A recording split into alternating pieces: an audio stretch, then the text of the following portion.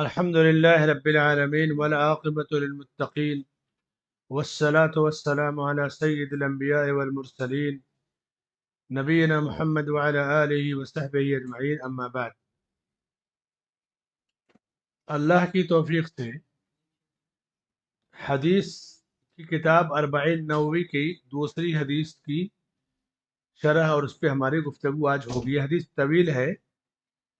میں سمجھتا ہوں کہ اس حدیث کو رومن یا اردو میں 2-3 آدمی پڑھیں، شیئر کر لیں تو اور اچھا. بسم الله الرحمن الرحيم.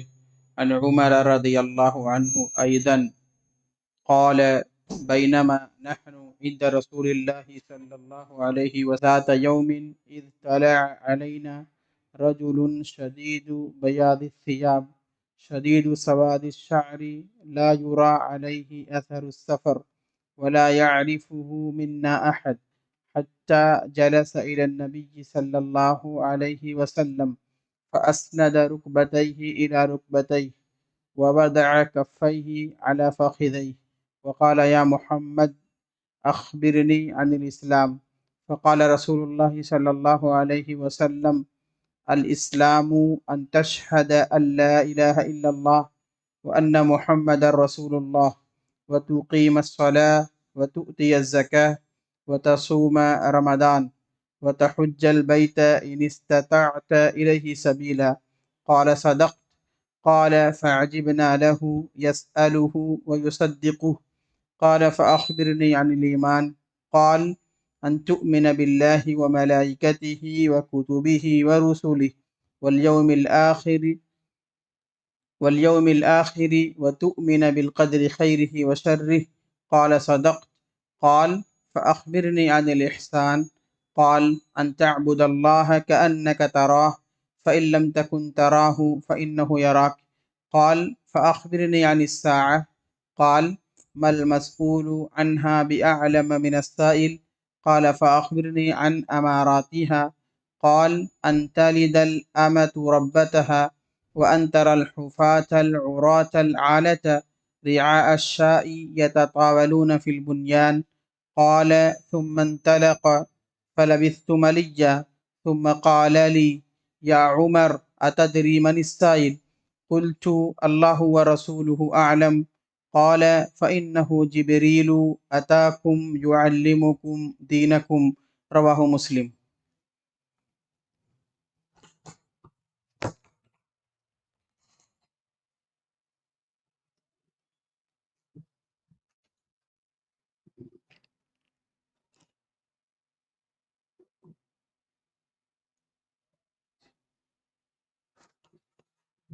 یہ ایک بڑی مشہور حدیث ہے. عمر رضی اللہ عنہ اس کے راوی ہیں. عربی میں بھی آپ نے سنا، ترجمہ اس کا یہی ہے کہ عمر بن خطاب رضی اللہ عنہ فرماتے ہیں کہ ایک دن ہم لوگ اللہ کے رسول صلی اللہ علیہ وسلم کے پاس بیٹھے ہوئے تھے. آپ کی خدمت میں ہماری حاضری تھی کہ اچانک ایک آدمی نمودار ہوا یعنی دیکھا، نظر آیا، اور اس کے بعد آ کر کے آپ صلی اللہ علیہ وسلم کی خدمت میں بیٹھ گیا اور اپنے گھٹنے کو آپ کے گھٹنوں سے لگا دیا، جیسے بیٹھتے نا، ران پر ران ہاتھ رکھ کر کے بیٹھ گیا اور سوال کرنے لگا یا محمد، اے محمد مجھے اسلام کے بارے میں بتا دیں. تو آپ صلی اللہ علیہ وسلم نے کہا کہ اسلام یہ ہے کہ تم اس بات کی گواہی دو کہ اللہ کے سوا کوئی عبادت کے لائق نہیں ہے اور محمد صلی اللہ علیہ وسلم اللہ کے رسول ہیں. نماز قائم کرو، زکات دو، رمضان کے روزے رکھو، استطاعت ہے تو حج کرو. اس نے کہا آپ نے سچ کہا. وہ جو آدمی آیا تھا کپڑے اس کے میلے کچیلے نہیں تھے اور ہم میں سے کوئی پہچانتا بھی نہیں تھا، یعنی کہیں باہر سے آیا تھا. تو باہر سے آنے والے کا کپڑا تو گندا رہے گا، گرد و غبار رہے گا، تو کپڑا بھی صاف تھا اور ہم پہچانتے بھی نہیں تھے. اگر مدینے کا رہنے والا ہوتا تو سب لوگ پہچانتے. تو حیرت کے صاف ستھرے کپڑے والا اجنبی آدمی سوال کر رہا ہے سوال کے بعد کر صحیح جواب دیا. ہمیں اور تعجب ہوا، سوال بھی کیا، اس کو ویریفائی بھی کیا، اوکے بھی کر رہا ہے، اور ہم اسے پہچان بھی نہیں رہے. پھر دوسرا سوال اس نے کیا کہ ایمان کے بارے میں بتائیے. تو آپ نے کہا کہ ایمان یہ ہے کہ تم اللہ پر، اس کے فرشتوں پر، اس کی کتابوں پر، اس کے رسولوں پر اور آخرت کے دن پر، تقدیر کے برے اور بھلے ہونے پر ایمان رکھو. اس نے پھر کہا کہ آپ نے صحیح بتایا ہے، صحیح کہا. پھر اس نے تیسرا سوال کیا کہ احسان کے بارے میں بتائیے. تو آپ نے کہا کہ احسان یہ ہے کہ تم اللہ کی عبادت اس طرح کرو گویا تم اللہ کو دیکھ رہے ہو. اگر تم اسے نہیں دیکھ رہے ہو تو وہ تمہیں ضرور دیکھ رہا ہے. اس نے پھر چوتھا سوال کیا کہ مجھے قیامت کے بارے میں بتائیے. تو آپ نے کہا کہ اس بارے میں تم سے زیادہ نہیں جانتا. تو پھر اس نے کہا کہ قیامت کی کچھ نشانیوں کے بارے میں بتائیے. تو آپ نے نشانیوں کا جہاں ذکر کیا قیامت کا، تو اس میں ایک بات بتائی کہ قیامت کی نشانیوں میں سے ایک نشانی یہ ہے کہ باندی اپنی مالکن کو جنم دے گی. لونڈی اپنے آقا کو، مالک کو جنم دے گی، مالکن کو. اور بکری چرانے والے، اونٹ یا بکری چرانے والے بڑی بڑی عمارتیں بنا کر فخر کریں گے. یہ قیامت کی نشانی. کہتے ہیں نا کہ ہر گھر پورا کھیتی کا علاقہ تھا، آدیواسیوں کا، نیو بمبئی، اور بلڈنگیں بن گئی یہاں پہ. تو بکریوں کے اور اونٹوں کے اور گائے اور جانوروں کے مالک بڑی بڑی عمارتوں کے مالک ہو گئے. جہاں آپ بیٹھے ہیں اس کی بھی یہی حیثیت ہے. اور عرب کے اندر جو اونٹ بکری چراتے تھے، خود مدینے کے اندر بہت سارے بدو جو بکریاں چراتے تھے 100-150 سال پہلے، بڑے بڑے ہوٹل، بڑی بڑی بلڈنگیں آج بھی ان کے پاس موجود ہیں. اور دنیا میں جہاں جائیں گے اس کی یہ مثال یا یہ پیشن گوئی آپ پائیں گے. کہتے ہیں عمر رضی اللہ عنہ کہ اس کے بعد وہ چلا گیا، اور میں وہاں دیر تک بیٹھا رہا. تو آپ صلی اللہ علیہ وسلم نے مجھ سے کہا کہ عمر جانتے ہو یہ کون ہے؟ میں نے کہا اللہ اور اس کے رسول زیادہ جانتے ہیں. کہا یہ جبرائیل تھے جو تمہیں دین سکھانے کے لیے آئے تھے. یہ دیکھیں، دین سکھانے کا ایک ذریعہ سوال جواب کی شکل میں، کوشچن آنسر، یعنی علم سکھانے کا ذریعہ. ابھی سورہ اقرا کی تفسیر میں سنا، ایک تو قلم کے ذریعے، ایک ہے لیکچر کے ذریعے، بیان کے ذریعے. اب اس حدیث میں دیکھیے تیسرا ایک ذریعہ آپ کو ملا، سوال جواب کے ذریعے دین سکھانا، کوشچن آنسر. سوال جواب کے ذریعے علم آدمی جلدی سیکھتا ہے. بچوں کو دیکھیے نا، آئے دن ٹیسٹ ہوتا ہے، کوشچن آنسر ہوتا ہے، تاکہ دماغ میں وہ چیز بیٹھ جائے. اور اللہ کے نبی صلی اللہ علیہ وسلم صحابہ کی مجلسوں میں خود کبھی کبھی سوال کرتے تھے، اور پھر جواب دے دیے تو ٹھیک ہے، نہیں تو جواب خود آپ دیتے تھے. تو سوال جواب کے ذریعے علم سکھانا، یہ علم سکھانے کی ایک صورت ہوتی ہے. اسلام یہ سب سے بلند درجہ ہے، یعنی توحید، نماز، زکوٰۃ، روزہ اور حج، یہ اسلام کے 5 بنیادی ارکان ہیں. اس کے بعد ایمان، اللہ پر ایمان، اللہ کے رسولوں پر ایمان، اللہ کے فرشتوں پر ایمان، اللہ کی کتابوں پر ایمان، اللہ کے نبیوں پر ایمان، اللہ تقدیر کے برے اور بھلے ہونے پر ایمان، مرنے کے بعد اٹھائے جانے پر ایمان. اسلام اور ایمان کی خوبصورتی احسان سے ہے. جتنا زیادہ آپ کے اندر خلوص ہے، عبادت میں سچائی ہے، اتنا زیادہ آپ کا اسلام بھی اچھا ہوگا، ایمان بھی اچھا ہوگا. اسی لیے کہا گیا احسان یہ ہے کہ تم اللہ کی عبادت ایسے کرو گویا تم اللہ کو دیکھ رہے ہو. اگر ایسا نہیں سوچ رہے ہو تو سمجھ لو کہ اللہ تمہیں دیکھ رہا ہے. آدمی کہیں کام کرتا ہے، کہیں جاتا ہے، کیمرے کی نگرانی کا خوف ہوتا ہے تو آدمی گاڑی غلط جگہ نہیں پارکنگ کرے گا کہ جو ہے پلنٹی لگ جائے گی. آپ کا بوس آفس میں بیٹھا ہے تو اس وقت آپ گپ شپ نہیں کریں گے. یعنی دنیا میں جس ہر بڑے کا ڈر آدمی کے پاس رہتا ہے. اللہ سب سے بڑا ہے. اللہ کی بندگی اور عبادت میں جب اللہ کا خوف اور ڈر ہوگا تو اس عبادت میں خشوع، خضوع اور خلوص پایا جائے گا. ڈر خوف نہیں ہوگا تو عبادتیں روٹین کا نام نہیں ہے. کوانٹٹی 20 پڑھے، 50 پڑھے، 100 پڑھے، اس کا عبادت نام نہیں ہے. کوالٹی کہ کس طرح کیسے نبی نے طریقہ سکھایا اس طرح عبادت کی جائے. عبادت منمانی بھی نہیں کرنا ہے، پابندی جو دی گئی وہی کی جائے گی. اور اس کے بعد دنیا میں جب آدمی رہتا ہے اسلام، ایمان، احسان کے ساتھ ساتھ اس حدیث میں عقیدہ بھی دیا گیا کہ دنیا ختم ہو جائے گی، ایک وقت آئے گا کہ دنیا فنا ہو جائے گی. قیامت کا وہی ذکر کیا گیا. اسلام، ایمان، احسان کے بعد دنیا کے فنا ہونے کا ذکر، اس لیے کہ اعمال کے ساتھ آدمی اللہ کے ہاں پیش ہوگا. اور دنیا جب آخری ٹائم میں رہے گی، اینڈ اس کا ہوگا، تو برائیاں زیادہ پھیل جائیں گی دنیا کے اندر، بہت زیادہ پھیل جائیں گی. دنیا میں آج جتنی برائیاں ہیں 1000 سال پہلے اس ماڈل کی برائیاں نہیں تھیں. آج جب سے مشینری آ گئی، سوشل میڈیا آ گیا، آپ دیکھیں فتنے کتنی تیزی سے پھیل رہے ہیں. حدیثوں میں ہے نا کہ کوئی گھر ایسا نہیں رہے گا جس میں فتنے نہیں داخل ہوں گے.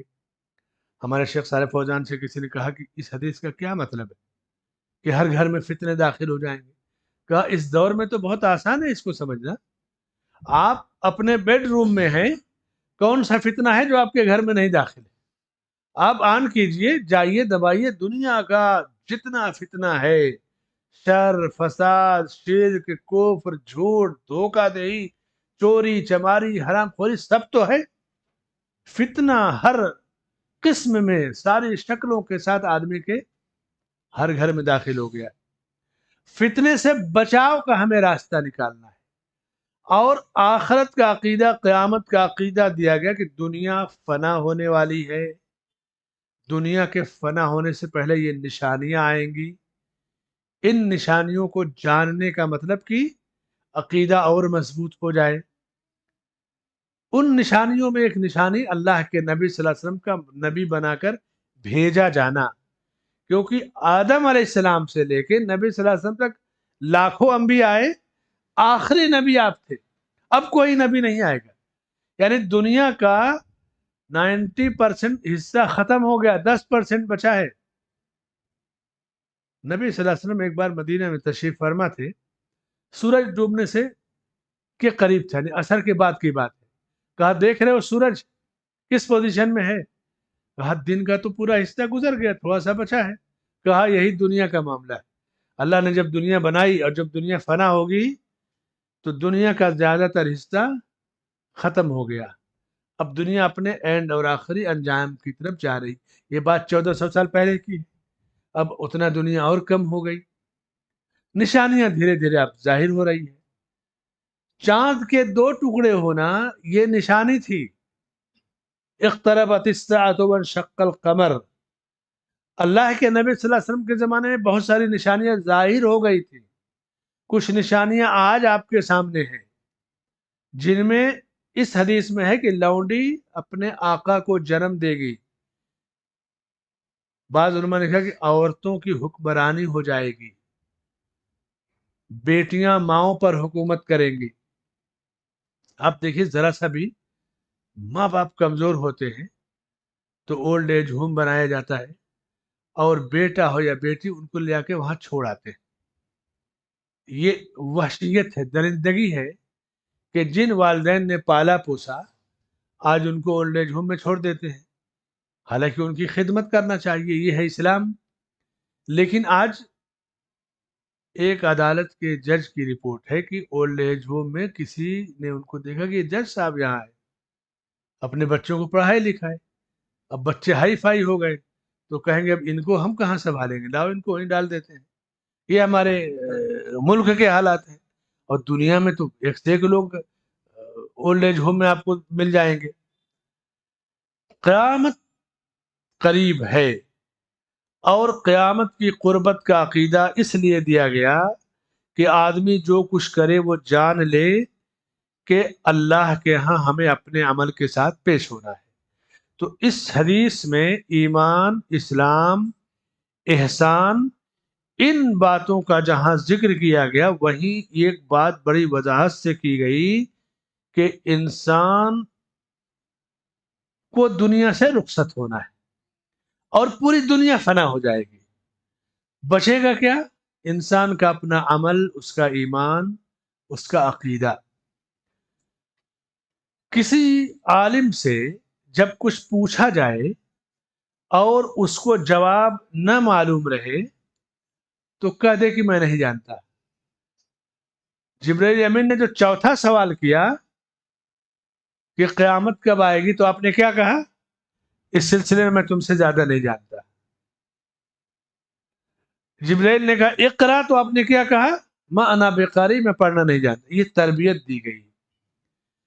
غلط علم سے انسان تباہ ہو جائے گا، چاہے دین کا علم ہو چاہے دنیا کا ہو۔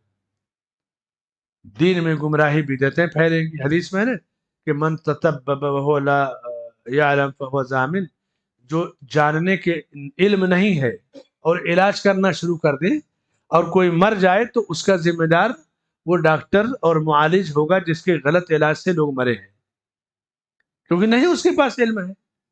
اور اسی طرح کسی بھی علم میں آپ کے پاس نہیں ہے اور آپ اس میں ٹانگ اڑائیں گے تو تباہی تو ہے ہی۔ تو اس حدیث سے جو چند مسائل ثابت ہوتے، پہلا مسئلہ کہ صحابہ کرام ہمیشہ علم کی تلاش میں رہتے تھے، نبی کی مجلسوں میں بیٹھتے علم کی خاطر۔ دوسرا مسئلہ اس حدیث سے جو ثابت ہوتا ہے کہ علمی مجلسوں میں بیٹھنے سے، آپ کتاب نہ بھی پڑھیں نا تو علماء کے مجلسوں میں بیٹھنے سے علم آئے گا۔ یہ لوگ بیٹھے تھے چپ چاپ، آپ نے کچھ بتایا پڑھایا نہیں تھا، آنے والے نے سوال کیا، اس کے سوال کی وجہ سے علم حاصل ہو گیا۔ تو کبھی کبھی دوسروں کے سوال کرنے سے بھی معلومات مل جاتی ہے۔ تیسرا مسئلہ، اللہ نے علم سکھانے کے لیے فرشتے کو کبھی اصلی شکل میں بھیجا، کبھی انسان کی شکل میں بھیجا۔ ایک صحابی دہیہ کلبی رضی اللہ عنہ تو ان کی شکل میں آتے تھے، کبھی اجنبی مسافر کی شکل میں بھیجا، جیسا کہ اس حدیث میں اس کا ذکر ہے۔ چوتھا مسئلہ، علم سیکھنے والے کا، طالب علم کا لباس، سیکھنے والے اور سکھانے والے کا لباس صاف ستھرا ہونا چاہیے۔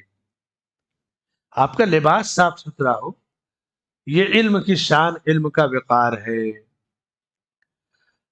پانچواں مسئلہ، علم حاصل کرنے کے لیے سوال کرنا ضروری ہے، چاہے آپ سوال کریں یا دوسرا کرے، لیکن سوال جواب کے ذریعے علم پختہ ہو جاتا ہے۔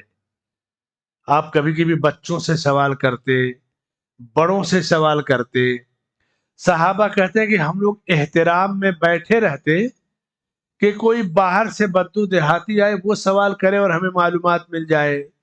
تو علم سوال کے ذریعے بھی آتا ہے۔ یہ پانچواں مسئلہ ہوا۔ چھٹا مسئلہ، اسلام، ایمان، احسان، یہ تو پورے دین کی ہماری جڑ ہے۔ ایک مجلس میں آپ نے ان پورے سوالوں کے ذریعے علم کی وضاحت کی۔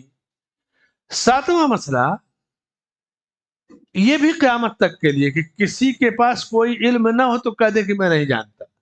یہ نبی کی تربیت ہے۔ جبریل نے کہا قیامت کب آئے گی، آپ نے کہا کہ مجھے اس کے بارے میں تم سے زیادہ نہیں معلوم۔ نشانیاں کیا ہے، آپ نے نشانیوں کو بتا دیا۔ کچھ علوم ایسے ہیں جس کو اللہ نے کسی کو بتایا نہیں ہے، علم سکھایا ہے، اقرا ہے، علم الانسان ما لم یعلم ہے، لیکن کچھ علم ایسے ہیں جس کو اللہ نے کسی کو سکھایا نہیں، بتایا نہیں، اپنے پاس رکھا ہے، جس کو کہتے ہیں اللہ کا علم غیب۔ جیسے ایک آیت میں ہے نا کہ ان اللہ عنده علم الساعہ، قیامت کا علم صرف اللہ کے پاس ہے۔ کوئی بتا سکتا ہے قیامت کب آئے گی؟ وَيُنَزِّلُ الْغَيْثَ، بارش کا علم اللہ کے پاس. بارش کب آئے گی کوئی جانتا ہے؟ موسم وبھاگ والے، ان کی جو ٹیکنالوجی ہے، ہوائوں کا رخ اور سورج کا، چاند کا، جو بھی ہے، ایک بتائیں گے کہ امید ہے کہ اتنے دنوں میں اتنی بارش ہوگی. ایک امید لگاتے ہیں. کبھی کبھی وہ صحیح ہوتا ہے، کبھی غلط، لیکن ایک جیسے یہاں سے آدمی بمبئی نکلا، آپ کہہ سکتے ہیں کہ 1 گھنٹے میں پہنچ جائے گا، کیونکہ راستہ ہے، 1 گھنٹے کا پہنچ جائے گا. کبھی آدمی نہیں بھی پہنچ پاتا ہے، ٹریفک ہو گئی، گاڑی بگڑ گئی. موسم وبھاگ کا یہی معاملہ ہے. ہواؤں کا رخ، فضاؤں کا دیکھ کر کہیں گے کہ امید ہے کہ اتنے یہ بادل، یہ موسم اتنے دور میں یہاں جائے گا اور بارش ہوگی. ایک علم ہے وہ، لیکن ایک ظاہری علم ہے. حقیقی علم کی بارش کب ہوگی، کتنی ہوگی، اللہ جانتا ہے. وَيَعْلَمُ مَا فِي الْأَرْحَامِ، یہ علم بھی اللہ نے کسی کو نہیں بتایا. وہ کیا؟ مادر رحم میں، ماں کے پیٹ میں بچہ ہے یا بچی، اس کا علم اللہ کے پاس. آپ کہہ سکتے ہیں کہ نہیں، اب تو الٹرا ساؤنڈ سے رپورٹ لے لی جاتی ہے. جی ہاں، اللہ نے پیدا کر دیا، تخلیق کے بعد مشین سے آدمی رپورٹ لے لیتا ہے. آپ کہہ سکتے ہیں کہ ٹیکنالوجی تو بہت آگے چلی گئی، اب تو نطفے سے بھی رپورٹ لی جا سکتی ہے کہ اس سے مرد ہوگا، بچہ ہوگا یا بچی. ٹھیک ہے، انسان کی ٹیکنالوجی اسے بھی پکڑ لے.